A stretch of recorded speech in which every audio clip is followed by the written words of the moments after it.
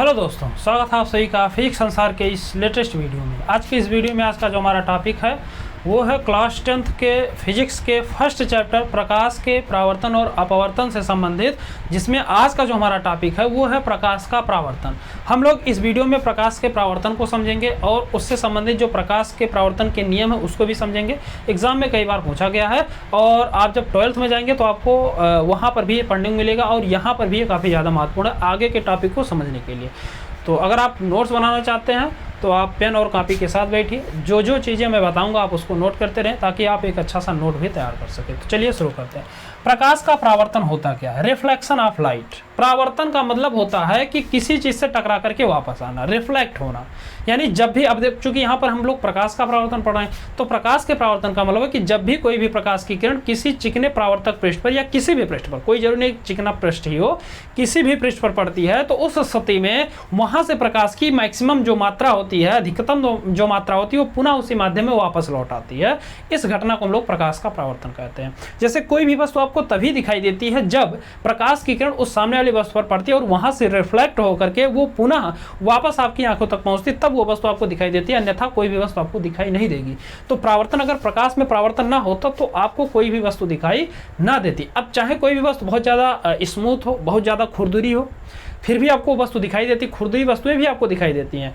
अब होता क्या है कि अगर कोई भी वस्तु बहुत ज़्यादा स्मूथ होता, बहुत ज़्यादा चिकना होता है, तो उस स्थिति में वहाँ से प्रकाश की अधिकतम मात्रा वापस आती है। जब वहाँ से अधिकतम मात्रा वापस आती है तो उस स्थिति में वो वस्तु आपको चमकीली दिखाई पड़ती है। लेकिन अगर कोई वस्तु उतना ज़्यादा स्मूथ नहीं होता तो उस स्थिति में वो प्रकाश की कुछ मात्रा को क्या करता है, अवशोषित कर लेता है। और जब वो प्रकाश की कुछ मात्रा को अवशोषित कर लेता है तो उस स्थिति में उसकी जो चमक होती है वो कम हो जाती है, यानी वो उतना क्लियर वस्तु दिखाई नहीं देती है। तो केवल ये मतलब है। परिभाषा आपको बुक में यही मिलेगा कि जब भी कोई प्रकाश की किरण किसी चिकने परावर्तक पृष्ठ पर पड़ती है तो उस स्थिति में प्रकाश की अधिकतम मात्रा पुनः उसी माध्यम में वापस लौट आती है। इस घटना को प्रकाश का परावर्तन कहते हैं। अगर सिंपल भाषा में बात करें तो प्रकाश का किसी वस्तु से टकराकर वापस लौट आने की घटना ही प्रकाश का परावर्तन कहलाता है और परावर्तन के कारण ही हमें कोई भी वस्तु दिखाई देती है। तो आई होप आपको परिभाषा अच्छे से समझ में आ गया होगा। अब इसके हम नियम है जो उसको समझ लेते हैं। अगर आप परिभाषा लिखना चाहें तो आप सुनिए ध्यान से और लिखिए कि जब कोई भी प्रकाश की किरण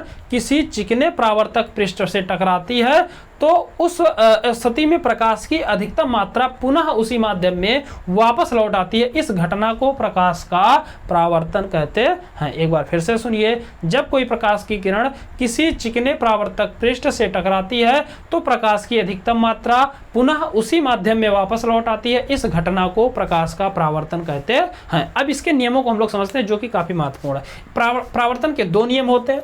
इसके दो नियम है। पहला नियम क्या है? पहला नियम है कि जो आपका आपतन कोण होता है परावर्तन कोण के बराबर होता है। दूसरा नियम होता है आपतित किरण, परावर्तित किरण और आपतन बिंदु पर खींचा गया विलंब तीनों एक ही तल में होते हैं। अब ये दोनों चीजें होती क्या, इसको हम लोग फिगर के द्वारा समझते हैं तो आप अच्छे से समझ पाएंगे। हम क्या करते हैं, मान लेते हैं हमारे पास कोई चिकना स्मूथ सा तल है, कुछ इस प्रकार से हमने बना लिया और ये है क्या, तो ये मान लीजिए एक समतल दर्पण है, ठीक, मिरर है।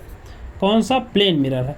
ये हमने मान लिया कि हमारे पास एक दर्पण है। दर्पण क्या होता है तो आप आगे पढ़ेंगे कि जिसका एक पृष्ठ क्या होता है, पॉलिश क्या होता है, और दूसरा पृष्ठ क्या होता है, चमकदार होता है, जिससे प्रकाश की किरणें क्या होती है, टकराकर वापस आती है, जिसमें हम लोग चेहरा देखते हैं सुबह सुबह, वो आपका दर्पण होता है। तो हमने क्या किया, मान लिया हमारे पास एक समतल दर्पण है जो कि हमने नाम दे दिया mm', और इस पर हम लोग मान लेते हैं कि एक कोई प्रकाश की किरण जो है वो तिरछा ऐसे आपतित होती है।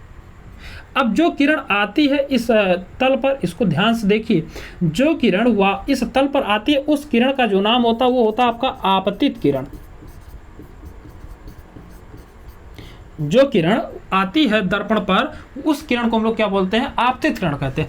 अब यहाँ पर ये जब किरण टकराएगी तो यहाँ पर ये रुकेगी नहीं, ये किरण क्या होगी, पुनः इसी माध्यम में, क्योंकि इधर क्या किया गया है, पेंट किया गया है, इधर प्रकाश की किरण नहीं जाएगी। ये जो हमने डैश डैश आपको यहाँ पर दिख रहा, इसका मतलब है कि इधर वाला जो तल है वो क्या किया गया है, पेंट पॉलिश कर दिया गया। तो इधर तो प्रकाश की किरण जाएगी नहीं, ये क्या होगी, रिफ्लेक्ट होगी पुनः उसी माध्यम में। तो जब ये रिफ्लेक्ट होगी तो पुनः उसी माध्यम में ऐसे वापस चली जाएगी, और जब ये पुनः उसी माध्यम में वापस जाएगी तो ये जो जाने वाली किरण होती है इसको हम लोग कहते हैं परावर्तित किरण।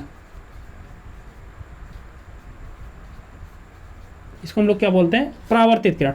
और जिस बिंदु पर ये किरणें टकरा करके वापस जाती, इस पॉइंट का जो नाम होता है वो होता है आपका आपतन बिंदु।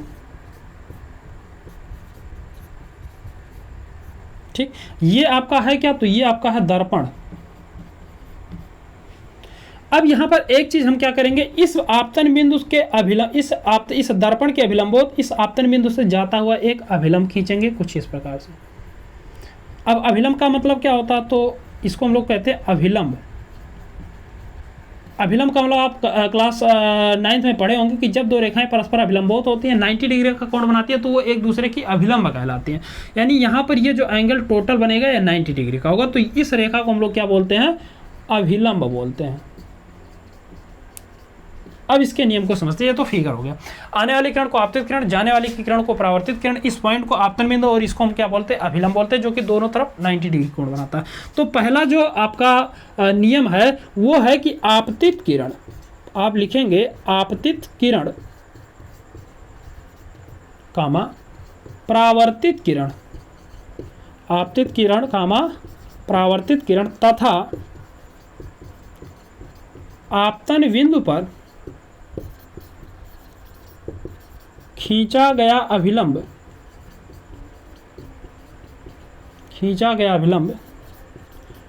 तीनों एक ही तल में होता है। ये आपका पहला नियम है कि आपतित किरण यानी ये वाली किरण, परावर्तित किरण यानी ये वाली किरण और आपतन बिंदु पर खींचा गया अभिलंब, तीनों के तीनों क्या होते हैं, एक ही प्लेन में होते हैं, एक ही तल में होते हैं। एक तल का मतलब जैसे ये आपका व्हाइट बोर्ड है, ये व्हाइट बोर्ड क्या एक प्लेन है और यहाँ पर आने वाली किरण उसी तल में वापस हो रही है, ना कि ये किरण यहाँ पर आती है और यहाँ चली जाती है, ऐसे इधर नहीं जा रही है, और अभिलंब भी उसी तल में है। तीनों के तीनों आप देखिए फिगर में ही स्पष्ट है कि तीनों के तीनों एक ही तल में, कोई इधर इधर उधर दूसरे तीसरे तल में नहीं है। तो इसीलिए कहा जाता है कि आपतित किरण, परावर्तित किरण और आपतन बिंदु पर खींचा गया अभिलंब तीनों तीनों एक तल में होते हैं। तो वह पहला नियम है। और दूसरा जो नियम है वो होता है कि आपतन कोण सदैव बराबर होता है किसके, परावर्तन कोण के। आपतन कोण सदैव किसके बराबर होता है, परावर्तन कोण, अर्थात कोण आई जो होता है वो बराबर होता है किसके, कोण आर के। अब ये आपतन कोण और परावर्तन कोण क्या चीज होती है उसको समझ लाते हैं। आपतित किरण और अभिलंब के बीच जो बना कोण होता है इसको हम लोग कहते हैं आपतन कोण।